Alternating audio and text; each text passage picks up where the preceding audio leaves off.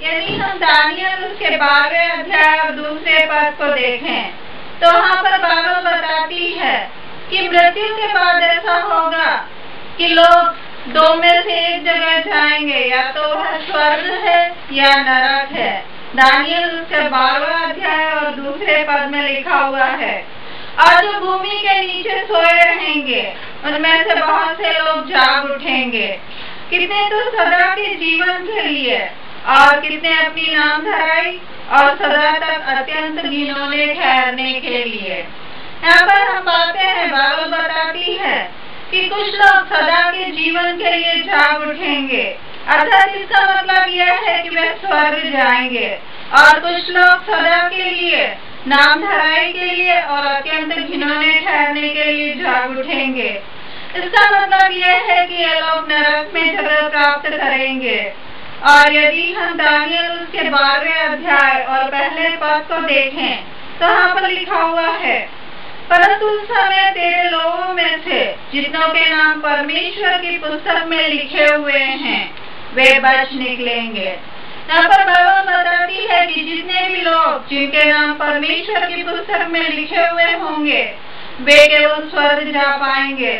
और यदि हम प्रकाशित वाक्य उसके 20वें अध्याय और 12 और 15 पद को देखें तो वहाँ पर भी हम इसी चीज को पाते हैं। बाइबल बताती है कि अंत में ऐसा होगा कि हर एक व्यक्ति प्रभु यीशु मसीह के सामने खड़ा होगा और वहाँ पर पुस्तकें खोली जाएगी और उसके अनुसार उनका न्याय किया जाएगा। और बाइबल बताती है कि वहाँ पर जीवन की पुस्तक भी खोली जाएगी और जिनके नाम उस पुस्तक में पाए जाएंगे वे स्वर्ग में जगह प्राप्त करेंगे और अनंत जीवन को पाएंगे।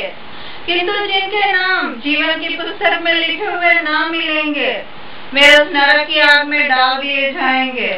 यदि हम प्रकाशित वाक्य 20वां अध्याय और 12 पद को देखें तो वहाँ पर लिखा हुआ है, फिर मैंने छोटे बड़े सब मरे हुओं को सिंहासन के सामने खड़े हुए देखा और पुस्तकें खोली गई और फिर एक और पुस्तक खोली गई, अर्थात जीवन की पुस्तक।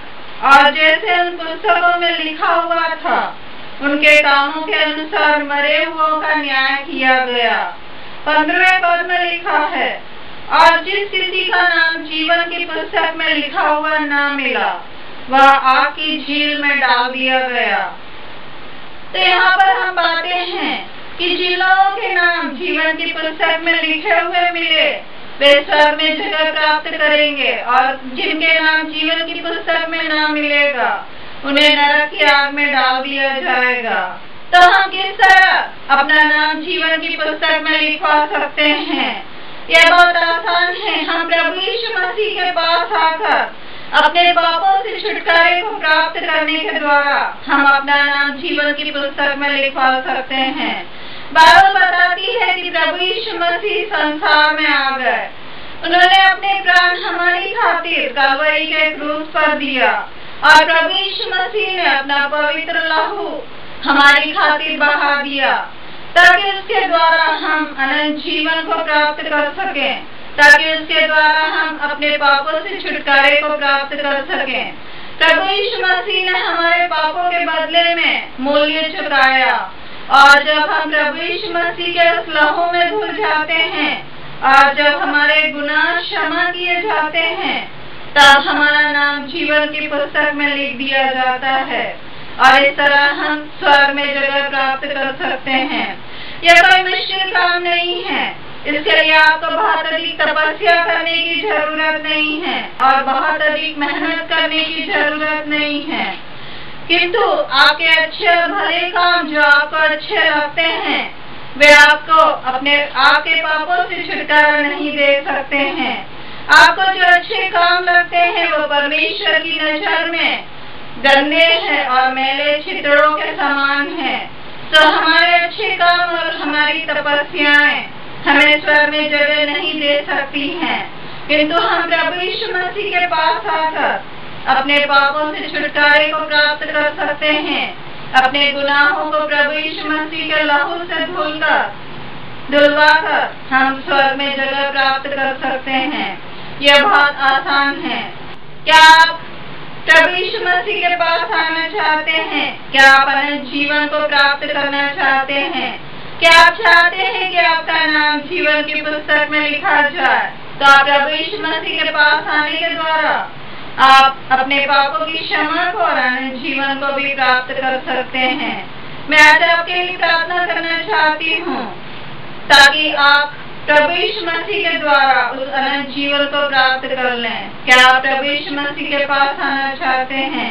क्या आप ये प्रार्थना मेरे साथ करना चाहते हैं? आइए प्रार्थना करें।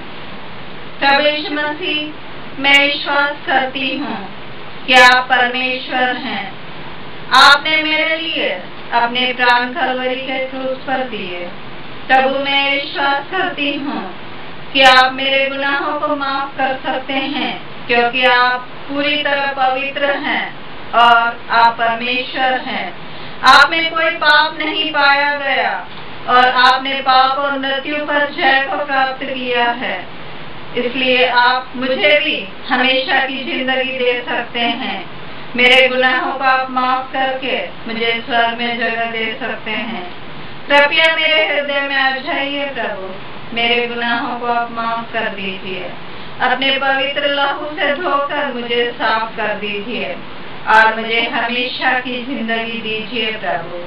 प्रभु, मैं धन्यवाद देती हूँ या देता हूँ कि आपने मेरी इस प्रार्थना को सुना है और आप मेरे पापों को मिटा रहे हैं और मुझे माफ कर रहे हैं और मुझे हमेशा की जिंदगी और स्वर्ग में जगह दे रहे हैं।